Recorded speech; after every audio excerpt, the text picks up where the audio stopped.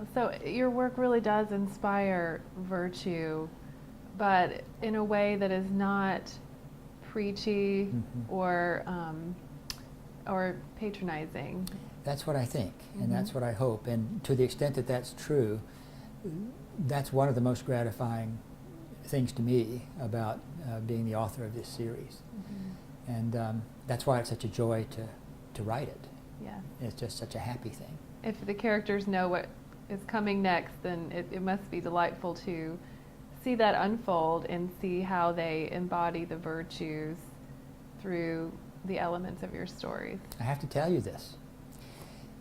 About 1/3 of the way through the first 2 books, The Face of the Enemy and By Many or By Few, I stopped about 1/3 of the way through and wrote the climax of each because I was getting nervous that I was not going to be able to pull all of the threads together at the end effectively, and I wanted to make sure I had the denouement in place and could shape the book toward those.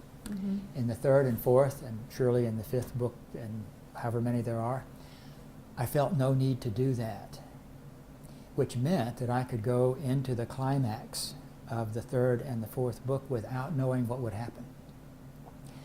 I was in the same place as the reader and had the same excitement and curiosity and, well, tension, not knowing exactly what would happen. And when I was speaking to an audience just recently at a church,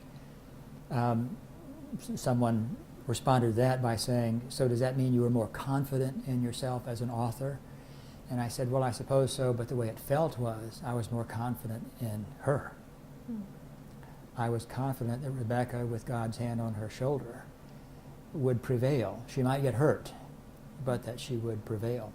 So in the 3rd book, on the Amalfi Coast, where Rebecca is face to face with quasi-supernatural evil, I didn't know how that would be resolved. And in the very next chapter, when she is face to face with, if anything, a step up on the scale of supernatural evil, I didn't know how that would work out, and I was surprised at the resolution with Helene Jameson. I did not know that it was going to materialize that way.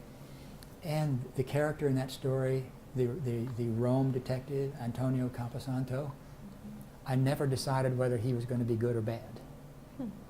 He's presented ambiguously throughout. You're not sure. And I kept saying, I need to decide. Is he good or bad? And then I thought, no, I don't. He'll turn out one or the other. And he did.